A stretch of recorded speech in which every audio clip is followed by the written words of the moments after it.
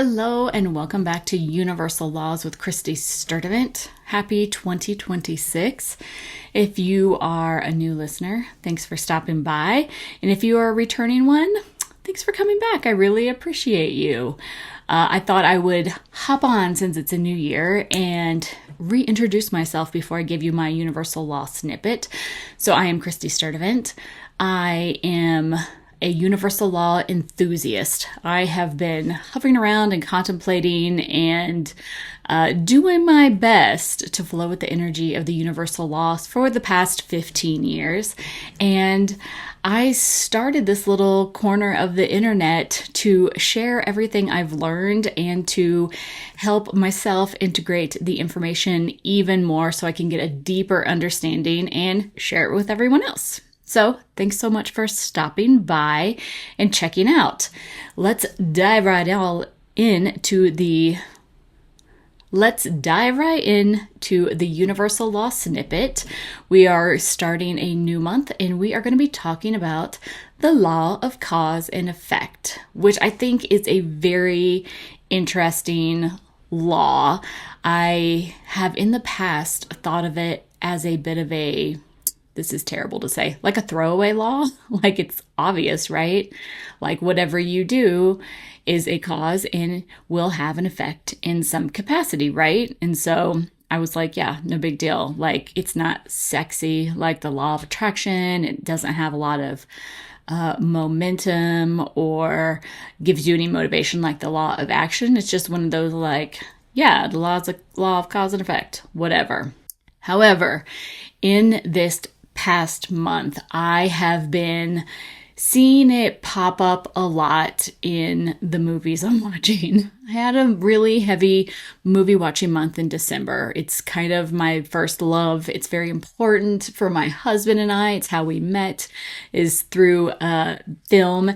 And so, yeah, I've been seeing it a lot. And I thought, what a perfect time to talk about it because it has just been like on my mind, rolling around over and over and over again. Okay, so what is the law of cause and effect? Well, it is just like it sounds, right? Like, I think it's Newton's third law. Every action has an equal reaction, something like that. I'm not a sciencey person. However, everything that is happening to you, where you are right now, the thoughts that you are thinking, the view of the world that you are looking at, it has all stemmed from a chain of events to which we may never know how far back it goes. Okay. So when I first dove into this law, like 5, 6, 7 years ago, whatever, I was like, oh, sure. Law of cause and effect. Like, it is like this ripple effect, right? Like when we go out into the world and we smile at that stranger or, maybe kick the dirt in the sand, it kind of causes this chain reaction. And so I was like, oh, it's this ripple effect. It's, what you do matters and you don't know how far out it goes. It's like the butterfly effect. But as I've been thinking about it, I've had a lot of instances come up and it's made me really think back instead of just like where I am in this present moment, also kind of looking back and seeing like, oh, this happened because of this and this happened because of that. And it's really interesting to kind of, let your mind wander to those places of, well, why did this happen type situation, and not to place any emotional stigma or weight or anything, but just as purely like, it's kind of like when you have a random thought. This happens to me a lot. When I'm in the car, I will have a random thought and I will be like, why am I thinking about this? And I start to trace back my thoughts to that first thought that made me think of that random thought. It's like that with the cause and effect, okay? And so I saw this recently displayed really well. I mean, it's all over so many movies, right? Like this is not a new theme that's been explored at all. But we recently watched The Curious Case of Benjamin Button, which is It's like pretty deep in the catalog, like maybe early 2000s, but it has Brad Pitt and Kate Blanchett, a young Mahershala Ali, and Taraji P. Henson. Very good. And I saw it when it came out, whenever that was, eons ago, and I hadn't watched it since. And this time it was very impactful for me because it really got me into exploring this concept of time, which I don't normally necessarily relate to the law of cause and effect, but it's been popping up a lot. And so we ended up watching like a lot of time travel movies. So I'm going to be talking a lot about that over this month and everything. But for the curious case of Benjamin Button, there is a sequence in the movie where Brad Pitt's character, Benjamin Button, he's writing in his journal and he is explaining this like series of events that, I mean, I don't know how he could possibly know them, but he goes through this series of events that happened that, you know, this person did this and then they did this and they did this and everything, ending up to where Kate Blanchett's character, I don't want to spoil this, but she gets injured in some way, right? And then he goes back through the events again and he's like, oh, if this hadn't have happened this way, or maybe this person was not late to this area, or this happened instead of this, she would have like missed this portion of, you know, having this accident. And it really got me thinking about how intricate this law can be, right? Because according to this law, according to like the Emerald Tablet, the Kybalion and everything, there is no such thing as chance in this universe. Some people might think like, oh, you know, when you're rolling a dice, it's a chance, it's a game of chance and everything, but it's actually not. It's always a series of events, right? So, and it's tracing back to something that you wouldn't even think about, like the way the dice was made, the paint that the dice was made of, the muscle that the person used to throw the dice. It is all this series of events that maybe looks like chance, but is actually the law of cause and effect. And so there is no such thing as chance. This is all a very elaborate, kind of almost like a game board. When I think of the universe, I always think of it as like a football game, a Quidditch match, and like a super powerful wizard's chess game all going on at once. And like what is happening over here might trickle down all the way over here. Okay.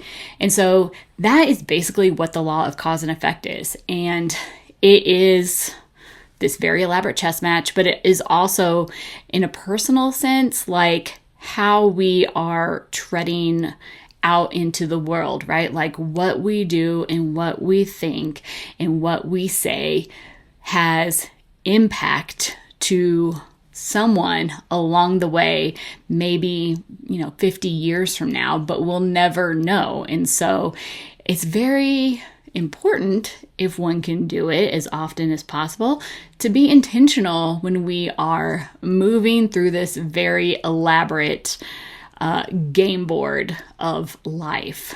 Because when we do things with intention,